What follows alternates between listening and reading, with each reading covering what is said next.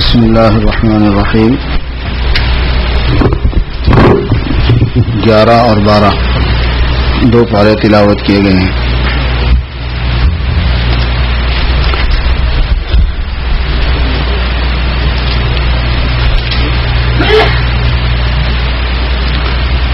گیارہویں پارے کے پہلے رکوع کے بعد پہلے رکوع میں سے پہلے سے منافقین کا بیان چل رہا ہے.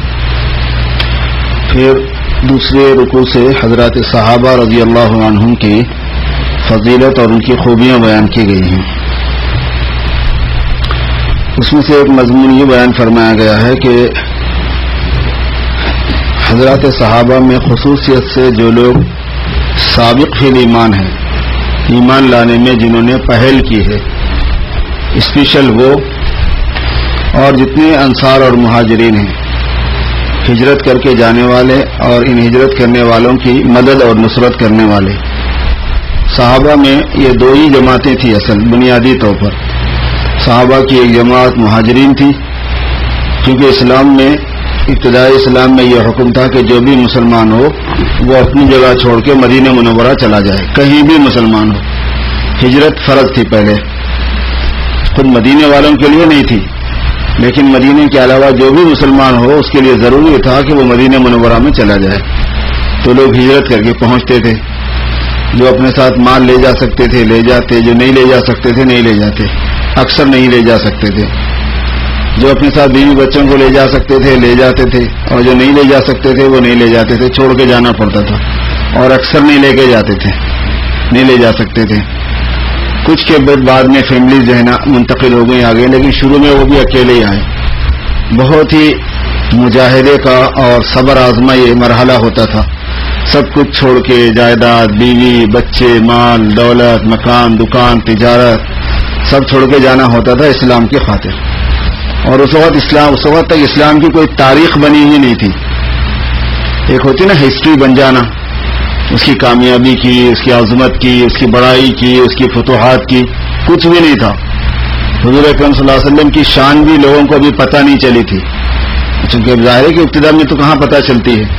تو ایسے وقت میں جو لوگ ہجرت کر کے گئے ہیں بڑا مرتبہ ان کا ہے. پھر جو لوگ وہاں مقام کے تھے وہ نصرت کرتے تھے، مدد کرتے تھے، جان سے، مال سے، وقت سے، پڑھانے سے، کھلانے سے، پلانے سے. جو نصرت کی صورت ہوتی تھی اس میں دریغ نہیں کرتے تھے. یہ دو ہی تھے پورے صحابہ مل کے. صحابہ کی قسمیں دو ہی ہوتی ہیں، مہاجرین اور انصار. تو ان کے بارے میں اللہ پاک فرما رہے ہیں کہ اسلام میں سبقت کرنے والے اور مہاجرین اور انصار اور وہ لوگ جو ان کے ساتھ جو ان کو فالو کریں گے عمدگی کے ساتھ، یعنی بالکل ان کی زندگی کے انداز کو، ان کی قربانیوں کو، ان کے والے نہج کو سامنے رکھ کے جو چلیں گے، ان سب کے لیے یہ اعلان ہے کہ اللہ پاک نے ان سے رضا فرما دی. وہ اللہ پاک ان سے راضی ہو گئے اور اللہ ان کو راضی فرما دیں گے. اللہ بھی خوش، اور جنہوں نے محنتیں کی، قربانیاں دی، ان کو بھی خوش کر دیا جائے گا. ان کا کچھ قرض اللہ پاک اپنے سر پہ رکھنے والے نہیں ہیں.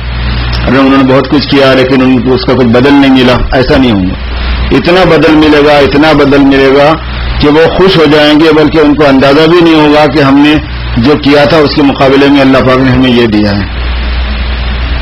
اور پھر جنتیں ہیں، پھر اس کے نیچے سے نہریں بہتی ہوں گی، پھر وہ اس میں ہمیشہ بھی رہیں گے. تو یہ بڑی کامیابی ان کو ملے گی.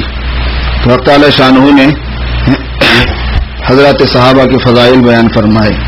پھر اس کے بعد جنرل کچھ لوگوں کے حالات بھی بیان فرمائے. فرمایا کہ جو مسلمان ایسے ہیں کہ غلطیاں بھی کرتے رہتے ہیں اور اس کے ساتھ ساتھ نیک عمل بھی کرتے رہتے ہیں. یعنی دیکھا جائے تو یہ آیت ہم لوگوں کے لیے ہے ایک اعتبار سے کسی درجے میں.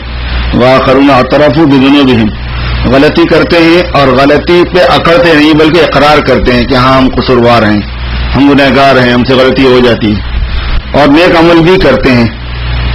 تو پھر ایسے لوگوں کے لیے اللہ کا ضابطہ یہ ہے کہ اللہ پاک ان کی توبہ قبول کرے گا. اگر وہ توبہ کرتے ہیں، حق تعالی شانہ نے یہ طے فرمایا ہے کہ ان کی توبہ قبول کی جائے گی. اللہ معاف کرنے والے ہیں اور رحم فرمانے والے ہیں. فرمایا کہ خاص طور پر ایسے لوگوں میں سے جو لوگ صدقہ دیں گے، اللہ پاک اس صدقے سے ان کو پاک کریں گے. جو گناہ ان سے ہو رہے ہیں، جو غلطیاں ان سے ہوتی ہیں، صدقہ جو ہے وہ ان کے لیے ان کی پاکی کا اور تزکیے کا ذریعہ بنے گا. خذ من اموالہم صدقۃ تطہرہم وتزکیہم، پاک کرنے کے لیے اور تزکیہ کرنے کا کام یہ مال ان کے لیے کرے گا. لوگوں کو یہ بات معلوم ہونی چاہیے کہ اللہ پاک اپنے بندوں سے توبہ کو قبول کرتے ہیں. مایوس نہیں ہونا ہے اللہ کے ساتھ. اللہ پاک اگر کوئی بندہ گناہ کرتا ہے تو نقصان تو اللہ کا کچھ نہیں ہوتا، اس میں بندے کا ہی ہوتا ہے، لیکن اللہ کے ساتھ بے ادبی ضرور ہو جاتی ہے کہ ان کی نافرمانی ہوئی. تو جو بندہ معافی مانگتا ہے اللہ سے تو اللہ پاک اس کو معاف فرما دیتے ہیں. وَيَأْخُذُ الصَّدَقَاتِ، اور یہ بھی بتا دیں میرے بندوں کو کہ ان کو یہ بات معلوم ہونا چاہیے کہ میں توبہ بھی قبول کرتا ہوں اور صدقے بھی قبول کر لیا کرتا ہوں. حالانکہ مجھے ضرورت نہیں ہے اس کی، لیکن ان پر رحم کرنے کے لیے ان کے صدقے لے لیا کرتا ہوں. اللہ پاک بہت ہی توبہ قبول کرنے والے، بہت ہی رحم فرمانے والے ہیں. جو آدمی مسلمان ہو جاتا ہے اس دنیا کے اندر بہت چند دنوں کے لیے انسان کا قیام ہے. مسلمان ہونے کے لیے ایک ضابطہ یہ ہے کہ اس کو یہ مائنڈ بنانا پڑے گا، اور یہ ایک حقیقت ہے کہ جان اور مال یہ دونوں اللہ کو وہ بیچ چکا ہے اور اللہ اس سے خرید چکا ہے، اور وہ معاوضے میں جنت کو اللہ نے اس بندے کے لیے رکھ دیا ہے. یہ ضابطہ ہے اسلام لانے میں، یہ بات ذہن میں رہنا ہے. جو بھی مسلمان ہوتا ہے اس کو یہ سوچ لینا ہوگا کہ اللہ نے میری جان خرید لی، اور صاف لفظوں میں ہے کہ اللہ نے خرید لیا ہے ایمان والوں سے ان کی جان. یہ ایک ایگریمنٹ ہے اللہ کے ساتھ. ایمان اور اسلام کیا ہے؟ ایک ایگریمنٹ ہے کہ ٹھیک ہے ہم نے اپنی جان آپ کو دے دی، اب اپنی جان میں تصرف کی مجاز ہم نہیں رہتے، جیسا جب جو فرمائیں کرنے کو تیار. اور مال پورا بھی اللہ تعالیٰ نے خرید لیا. جتنا کماتے رہیں گے وہ جو کمایا ہوا ہے وہ بھی، جو مال ہمارے ملکیت میں آتا رہے گا وہ ہماری ملکیت میں ہوتا رہے گا، وہ اللہ کا. یہ ایمان والوں کے ساتھ ضابطہ ہے. اور معاوضے میں اللہ پاک جنت دیں گے. اب ان کو کرنا یہ پڑے گا کہ اگر اللہ کے لیے لڑنا پڑے، ان کو اللہ کے دین کو پھیلانے کے لیے، دین کو بچانے کے لیے، دین کو غالب کرنے کے لیے، دین کو چلانے نافذ کرنے کے لیے لڑنا پڑے گا. مرتے ہیں تو مرنا پڑے گا، مارنا پڑتا ہے تو مارنا پڑے گا. فَيَقْتُلُونَ وَيُقْتَلُونَ، چونکہ جان مال تو میری ہے، تمہارے کو نہیں ہے اس میں کوئی حق. اور یہ اللہ پاک کا وعدہ ہے، اور یہ اللہ کا وعدہ سچا ہے. اور یہ وعدہ صرف قرآن میں نہیں کیا گیا ہے، تورات میں بھی کیا گیا ہے، انجیل میں بھی کیا گیا ہے، قرآن میں بھی ہے. جو بھی اپنے اس وعدے کو پورا کرے گا تو اس کو اس اللہ کے ساتھ ڈیل کو پر خوشی ہونی چاہیے. اللہ کے ساتھ اس نے بہت اچھی ڈیل کی ہے. فَاسْتَبْشِرُوا بِبَيْعِكُمُ الَّذِي بَايَعْتُم بِهِ. اگر کسی کے لیے لڑنے کا ماحول نہیں ہے، لڑنے کی حالات ابھی نہیں ہے، تو کیا کرنا ہوگا؟ فرمایا کہ سب سے پہلے گناہوں سے توبہ کرنا. جتنے بھی گناہ ہیں آدمی کو معلوم ہے کہ یہ گناہ میں ہوں، اسے توبہ کرنا. اور جو عبادت کی ذمہ داری اس پر ہے وہ انجام دینا. کتنا ہی مجاہدہ ہو، مشقت ہو، کچھ ہو، عبادت کرنا اور اللہ پاک کی حمد کرنا، ہر حالت میں اللہ کا شکر ادا کرنا اور روزے رکھنا. الصائحون کے دو ترجمے ہیں، ایک الصائمون سے بھی ہے، روزے رکھنے سے بھی ہے، اور اللہ کے لیے پھرنا اس کے لیے بھی یہ لفظ بولا. دونوں لفظوں کے لیے یہ دونوں معنی کے لیے یہ لفظ بولا جاتا ہے. اور رکوع کرنا، سجدہ کرنا، امر بالمعروف کرنا، نہی عن المنکر کرنا، اور جو اللہ کے حدود ہیں، باؤنڈریز ہیں، اللہ پاک کے حدود کی حفاظت کرنا. حدود سے مراد بنی ہوئی فزیکل باؤنڈری نہیں، اللہ کے احکام کی جو باؤنڈریز ہیں، حلال اور حرام کی.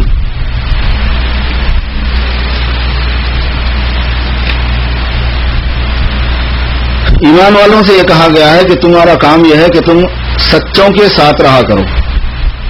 اگر تمہارے اندر صدق آئے، سچائی آئے، یہ کیسے ہوگا؟ جو لوگ دین کے معاملے میں، مذہب کے معاملے میں سچے ہیں، پختہ ہیں، پکے ہیں، ان کی صحبت میں رہو، ان کے ساتھ رہو گے تو تمہارے اندر بھی صدق آ جائے گا. صدق کہتے ہیں اسلامی اوصاف کی پختگی کو، مہارت کو. توکل ہے، اخلاص ہے، تواضع ہے، اور اللہ کی محبت ہے، اللہ کے رسول کی محبت ہے، صبر ہے، شکر ہے. ان ساری صفات کے اندر جو پختگی ہوتی ہے، مہارت ہوتی ہے، اس کو صدق کہتے ہیں. تو جو اسلام میں پختہ ہے، تم اس کے ساتھ میں رہو تو پھر تمہارے اندر بھی اسلام میں پختگی آ جائے گی.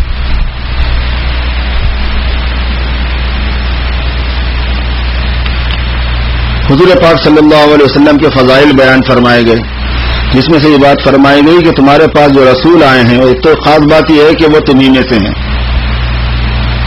آدمی کو اپنے ہم جنس ہونے کی وجہ سے ایک مناسبت ہو جاتی ہے، موانست، انسیت اور محبت ہو جاتی ہے. یعنی کسی اور مخلوق کو تم میں پیغمبر بنا کے نہیں بھیجا گیا. اسی لیے یہ بالاتفاق اجماعی مسئلہ ہے عقیدے کا کہ حضور پاک صلی اللہ علیہ وسلم انسانوں میں سے ہیں, کوئی اور مخلوق نہیں ہے. جیسے فرشتہ والی مخلوق ہے یا فرشتوں سے جنات سے ہٹ کر کوئی اور مخلوق ہے, ویسا نہیں. سرکار دو عالم صلی اللہ علیہ وسلم انسانوں میں سے ہیں, مگر انسانوں والی خصوصیات نہیں. آپ صلی اللہ علیہ وسلم میں جو روحانیت والا پہلو تھا وہ نور تھا خالص. انسانوں میں تو ظلمت بھی ہوتی ہے, معصیت بھی ہوتی ہے, غفلت بھی ہوتی ہے, جہالت بھی ہوتی ہے, ویسی بات نہیں ہے. انسان تھے لیکن انسان میں اعلیٰ ترین انسان اور تمام نقائص سے پاک صاف انسان, خالص نورانی انسان تھے. فرمایا کہ تم میں سے آئے ہیں وہ, اور جو چیزیں تم کو مشقت میں ڈالتی ہے ان پر وہ بہت بھاری ہوتی ہیں, بہت ہی گراں ہوتی ہے. آپ یہ چاہتے تھے کہ ہر انسان کو آسانی ملے, سہولت ملے, تو اب جو دین لے کر آئے ہیں وہ تم سب کی سہولت کے لیے. تمہیں لگتا ہے کہ وہ بہت مشکل ہے چونکہ اس کے عادی نہیں ہو, لیکن انہوں نے تو مشکلیں ختم کرنے کا کام کیا ہے. اللہ تعالیٰ سے کہہ کے دعائیں کر کر کے مانگ کے آرام احکام کے اندر نرمیاں کی ہیں. اتنی جگہوں پر نرمیاں اللہ پاک سے کروائی ہیں کہ جس کا کوئی حساب نہیں ہے. تو حضور پاک صلی اللہ علیہ وسلم کو امت کی گرانی مشکل, امت کی تکلیف بہت مشکل ہوتی تھی. پھر یہ ہے کہ وہ تمہارے بارے میں بہت ہی حریص ہیں, تمہارے خیر کے بارے میں, بھلائی کے بارے میں, کہ ان کو زیادہ سے زیادہ بھلائی مل جائے, زیادہ سے زیادہ خیر مل جائے, خوب سمیٹ لیں, خوب جمع کر لیں. اسی وجہ سے دنوں میں, اوقات میں, کاموں میں, اعمال میں, سب چیزوں میں برکتیں بہت ہیں اسلام میں. تھوڑا کام ثواب بہت زیادہ, کیونکہ حضور پاک صلی اللہ علیہ وسلم دعا کرتے تھے اللہ سے کہ اس کا ثواب اور بڑھا دو, اس کا ثواب اور بڑھا دو, اس کا انعام اور بڑھا دو, اس کا انعام اور بڑھا دو. اتنا بڑھا دیا گیا انعام کہ ایک ایک رات کی عبادت ہزار مہینوں سے افضل ہے. ایک ایک جگہ کی عبادت, بیت اللہ میں کوئی عبادت کرتا ہے تو 2 رکعت 2 لاکھ کے برابر, ایک عمل 1 لاکھ کے برابر ہو جاتا ہے وہاں پہ. رمضان کے اندر نفل کا ثواب فرض کے برابر, فرض کا ثواب 70 فرضوں کے برابر. تو یہ حضور پاک صلی اللہ علیہ وسلم کے حریص ہونے کی وجہ سے اللہ پاک سے درخواست کر کے اس امت کے لیے زیادہ سے زیادہ بھلائی, اور اس اعتبار سے بھی آپ حریص تھے امت پر. اور پھر یہ ہے کہ اللہ تبارک و تعالیٰ کی رحمت متوجہ کرنے میں, اللہ پاک کے انعامات دلوانے میں, امت کو آسانی سے جنت تک پہنچانے میں, امت کے اندر ہدایت کے عام ہونے میں, سب اعتبار سے آپ بھلائی کے سب پہلوؤں میں ایمان والوں کے اوپر بہت ہی حریص اور ایمان والوں کے ساتھ بہت ہی مہربان, رؤوف, بہت ہی زیادہ رافت اور مہربانی فرمانے والے اور بہت ہی زیادہ رحم فرمانے والے ہیں. ایسے رسول تمہارے پاس آ گئے ہیں, اب تم قدر کر لو ان کی, ان کو فالو کر لو, ان کی اتباع کر لو, ان سے محبت کرو, ان کی عظمت دل میں پیدا کرو, ان کے راستے پر چلو, ان کے بتائے ہوئے طریقے کو اختیار کرو. اب یہ تمہارا اپنا کام ہے کہ ایک ایسے رسول تمہارے پاس آئیں. اس کے باوجود بھی کوئی اگر نہیں آتا ہے حضور کی طرف تو فرمایا کہ آپ حسبی اللہ پڑھ دو, مجھے اللہ کافی ہے, اللہ کے علاوہ کوئی الہ نہیں, میں اسی پہ بھروسہ کرتا ہوں. یہ جو 2 آیتیں ہیں سورہ یونس کی ہیں, یہ اصل 2 آیتیں سورہ توبہ کی, سورہ یونس سے پہلے سورہ توبہ کے آخری 2 آیتیں ہیں. یہ حضور اکرم صلی اللہ علیہ وسلم نے ارشاد فرمایا کہ جو آدمی 7 مرتبہ صبح میں اور 7 مرتبہ شام میں ان کو پڑھے گا, اس کے تمام غموں کو دور ہونے کا اور پریشانیوں کے دور ہونے کا یہ ذریعہ بنے گا. لقد جاءکم سے لے کے آخر تک سورہ توبہ کی آخری 2 آیتیں ہیں. اور ایک حدیث میں حضور نے یہ بھی فرمایا کہ اگر کوئی حزلن پڑھے, یعنی خامخواہ میں بھی پڑھے بغیر کسی نیت کے, جوک, حزل اصل جوک کو کہتے ہیں, مذاق میں, اگر کوئی آدمی مذاق میں بھی ان آیتوں کو پڑھے گا 7 مرتبہ صبح میں 7 مرتبہ شام میں, تو اس کے تمام غموں کو دور کرنے کا, پریشانیوں کو دور کرنے کا اللہ سبب فرماتا, ذریعہ فرما دیں گے. اتنی برکت والی ہیں یہ, اور حضور صلی اللہ علیہ وسلم کی فضیلت پر مشتمل ہیں. آپ کی خصوصیات بیان کیے گئے ہیں.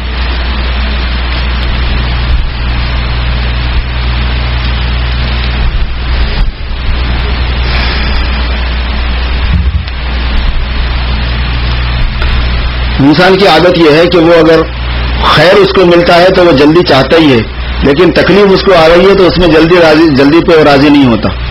تو اللہ فرما رہا ہے کہ جیسے خیر کا یہ عجلت کا طالب ہے, اگر شر کا بھی طالب ہونے لگ جائے اور ہم اس کو جو شر کماتا ہے اس کے اعتبار سے جلدی اس کا شر اس کو دے دیں تو کوئی بھی بچے گا ہی نہیں, یقودی لیکن ساروں کا قصہ ختم ہو جائے گا.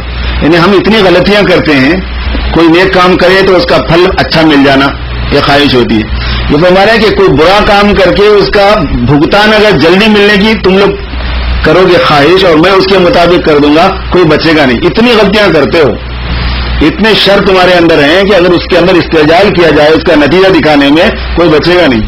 بہت ڈھیل, بہت مہلت, بہت سہولت, بہت معافی، بہت نظر انداز، بہت درگزر، تب کہیں جا کے کام چل رہا ہوتا ہے تھوڑا تھوڑا سا.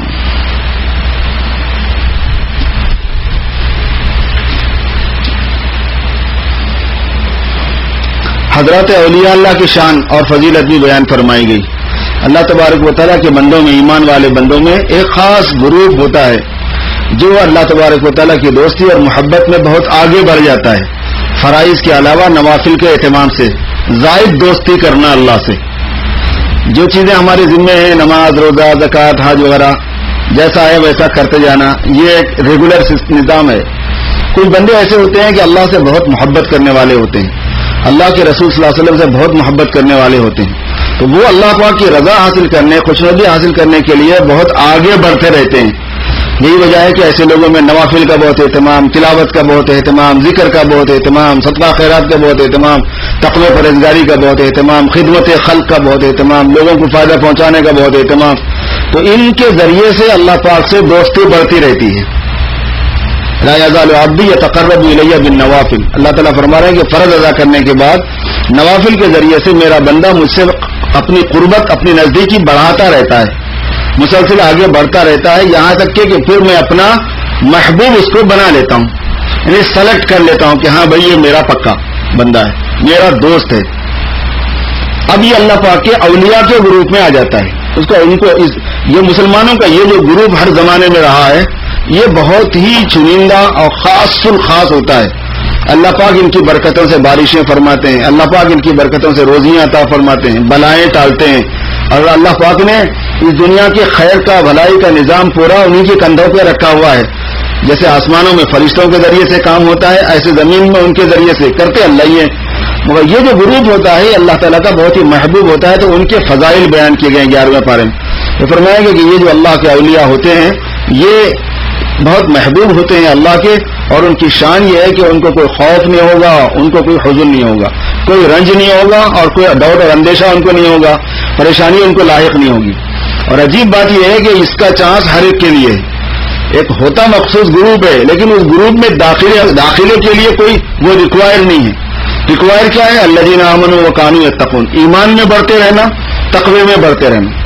ایمان اور تقوی میں جو اپنے آپ کو آگے چلاتا رہے گا اور زائد چیزوں میں لگاتا رہے گا اپنے آپ کو، اللہ پاک اپنی ولایت اس کو عطا فرما دیں گے. ایک خاص گروپ، اس کا ذکر اللہ پاک نے اس پارے کے اندر فرمایا ہے. جتنی نعمتیں انسانوں کو ملتی ہیں، مشرکین کا بھی عقیدہ یہی تھا کہ وہ اللہ پاک ہی دینے والے ہیں. تو موحد کا تو عقیدہ ہونا ہی چاہیے، جس کے اندر رزق بھی ہے، جس کے اندر خود انسان کی زندگی ہے، اور انسان کے پاس جتنی چیزیں ہیں، آنکھ، کان، ناک، صلاحیتیں وغیرہ، اور زندہ سے مردے کے نکالنے کا نظام، نکلنے کا، مردوں سے زندہ کے نکلنے کا نظام، موت اور حیات کا نظام، اور کائنات کے چلانے کا نظام. ومن یدبر الامر. تدبیر امور سے مراد یہ ہے کہ رات آنا، دن آنا، موسموں کا آنا، سردیوں کا آنا، گرمیوں کا آنا، بہار آنا، خزاں آنا، بارشوں کا ہونا، یہ تدبیر امور ہے. یہ آسمان کا پورا سسٹم، چاند و سورج کا پورا سیٹ اپ، رات اور دن کا پورا سیٹ اپ، موسموں کا پورا نظام، یہ جتنی چیزیں ہیں یہ ساری کی ساری صرف اللہ فرماتے ہیں. اور مشرکین بھی یہی عقیدہ رکھتے تھے، یہ قرآن پاک میں ہے. اس کے باوجود وہ اللہ تبارک و تعالیٰ کی محض عبادت، خالص اللہ کے لیے عبادت نہیں کرتے بلکہ دوسروں کو شریک کرتے تھے. اس وجہ سے ان کو مشرک کہا گیا. تو جیسے یہ عقیدہ رکھنا ہے کہ یہ سب اللہ ہی کرتے ہیں، اللہ کی بندگی کا جو طریقہ اللہ نے مقرر فرمایا ہے وہ بھی اللہ کے ساتھ خاص ہوگا. اللہ کے غیر کے لیے اس میں سے کسی چیز کو نہیں کیا جا سکتا ہے. سارے انسانوں کو اللہ پاک نے ایک بات سمجھائی، وہ یہ ہے کہ تم کسی بھی حالت میں رہو اور کبھی قرآن پاک پڑھو اور کوئی کام کرو، گھر کا، آفس کا، مسجد کا، باہر کا، بیوی بچوں کے ساتھ یا دوسروں کے ساتھ، وما تعملون من عمل، کسی بھی حالت میں ہو، کوئی بھی کام کرو، کوئی سی بھی عبادت میں ہو، ہم وہاں موجود ہوتے ہیں. الا کنا علیکم شہودا، ہم موجود ہیں وہاں پہ. اندھیرا ہے تو یہ مت سمجھو ہم نہیں، آفس میں ہے تو یہ مت سمجھو ہم نہیں، مسجد میں آئے تو سمجھ رہے ہیں کہ اللہ کے سامنے ہے، آفس میں ہے تو سمجھ رہے نہیں، نماز پڑھ رہے ہیں تو اللہ کے سامنے ہے، تلاوت کر رہے ہیں تو نہیں، ایسا نہیں ہے. نماز پڑھ رہے ہیں تو اللہ پاک دیکھ رہے ہیں، ذکر کر رہے ہیں تو نہیں ہے، ایسا نہیں ہے. کوئی کام کرو، کوئی عبادت کرو، اور کسی حالت میں ہو، خوشی کا حال، غم کا حال، اور جناب والا اپنوں کے ساتھ پرایوں کے ساتھ دوستی کا حال، دشمنی کا حال، غم کا حال، کسی طرح کی بھی کوئی بیماری کا، تندرستی کا، غربت کا، مالداری کا، وما تكون في شأن وما تتلو من قرآن ولا تعملون من عمل إلا كنا عليكم شهودا إذ تفيضون فيه. اور تمہارے رب سے کوئی چیز اوجھل نہیں ہوتی. وما يعزب عن ربك، تمہارے رب سے کوئی چیز چھپ نہیں سکتی ہے. آسمان کے اندر کوئی ذرہ نہیں، زمین میں کوئی ذرہ نہیں، کہکشاؤں میں کوئی ذرہ نہیں، چاند و سورج میں نہیں، پہاڑوں میں نہیں، دریاؤں میں نہیں، ان کی تہوں میں نہیں، زمین کے نیچے کہیں بھی. وما يعزب عن ربك من مثقال ذرة في الأرض ولا في السماء ولا أصغر من ذلك ولا أكبر. نہ کوئی چھوٹی چیز نہ کوئی بڑی چیز کبھی اللہ سے غافل نہیں ہوتی، اللہ پاک سے اوجھل نہیں ہوتی کہ اللہ کی نظروں سے چھپ گئی ہے، اللہ پاک کے علم سے اوجھل ہو گئی، ایسا نہیں ہو سکتا. اس لیے تم اور تمہارا ہر عمل اور تمہاری ہر چیز ہماری نگاہوں میں ہے، اور تم جو بھی تمہاری جتنی ایکٹیویٹیز ہیں وہ ہماری نگاہوں میں. لہذا جو بھی کام کرو، جو بھی بولو، اس میں دھیان ہونا چاہیے کہ میں سن رہا ہوں، میں دیکھ رہا ہوں، میں جانتا ہوں. اللہ پاک کے سننے کو، اللہ پاک کے دیکھنے کو، اللہ پاک کے جاننے کو دھیان میں رکھے مسلمان، تو ظاہر ہے کہ اس کا عمل بھی ٹھیک ہوگا، اس کی بات بھی ٹھیک ہوگی، اس کی سوچ بھی ٹھیک ہوگی. اللہ تعالیٰ شان ہم سب کو عمل کی توفیق عطا فرمائے. اللهم صل على سيدنا مولانا محمد وبارك وسلم. ربنا ظلمنا انفسنا وان لم تغفر لنا وترحمنا لنكونن من الخاسرين. رب اغفر وارحم وتجاوز عما تعلم انك انت العزيز الاكرم. وصلي وسلم وبارك على سيدنا ومولانا محمد وآله وأصحابه أجمعين والحمد لله.